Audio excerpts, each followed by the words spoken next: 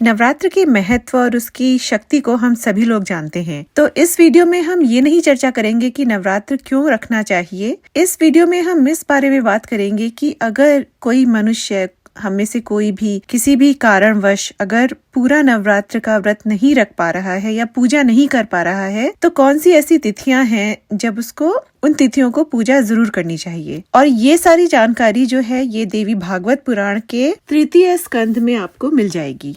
यदि कोई व्यक्ति नवरात्र पर्यंत प्रतिदिन पूजा करने में असमर्थ है तो उसे अष्टमी तिथि को विशेष रूप से अवश्य पूजन करना चाहिए। प्राचीन काल में दक्ष के यज्ञ का विध्वंस करने वाली महाभयानक भगवती भद्रकाली करोड़ों योगिनियों सहित अष्टमी तिथि को ही प्रकट हुई थीं। अतः अष्टमी को विशेष विधान से सदा भगवती की पूजा करनी चाहिए। उस दिन विविध प्रकार के उपहारों, गंध, माला, चंदन के अनुलेप, पायस आदि के हवन, ब्राह्मण भोजन तथा फल पुष्पादि उपहारों से भगवती को प्रसन्न करना चाहिए। फिर आगे कहते हैं, हे राजन, पूरे नवरात्र भर उपवास करने में असमर्थ लोगों के लिए 3 दिन का उपवास भी यथोक्त फल प्रदान करने वाला बताया गया है।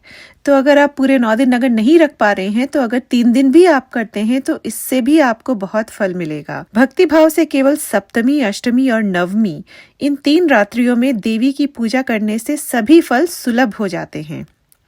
और देखिए यहाँ पे शब्द आया है रात्रि, तो रात्रि पूजा का भी एक विशेष विधान है नवरात्र में। पूजन, हवन, कुमारी पूजन तथा ब्राह्मण भोज इनको संपन्न करने से वह नवरात्र व्रत पूरा हो जाता है, ऐसा कहा गया है। इस पृथ्वी लोक में जितने भी प्रकार के व्रत एवं दान हैं वे इस नवरात्र व्रत के तुल्य नहीं हैं, क्योंकि यह व्रत सदा धन धान्य प्रदान करने वाला, सुख तथा संतान की वृद्धि करने वाला, आयु तथा आरोग्य प्रदान करने वाला और स्वर्ग तथा मोक्ष देने वाला है।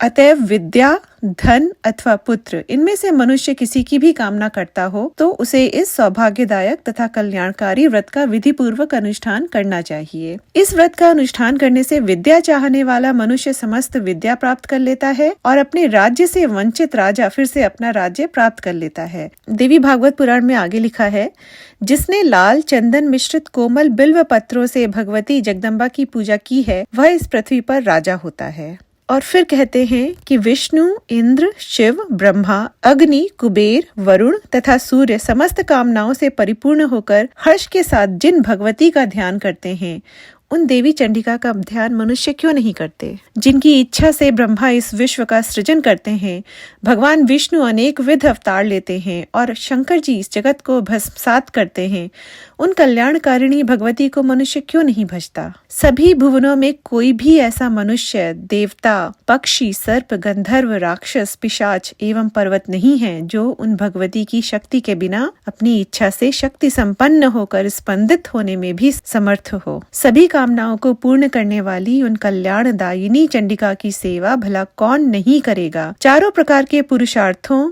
को चाहने वाला कौन प्राणी उन भगवती के नवरात्र व्रत का अनुष्ठान नहीं करेगा। यदि कोई महापापी भी नवरात्र व्रत करे तो वह समस्त पापों से मुक्ति पा लेता है। इसमें लेश मात्र भी विचार नहीं करना चाहिए।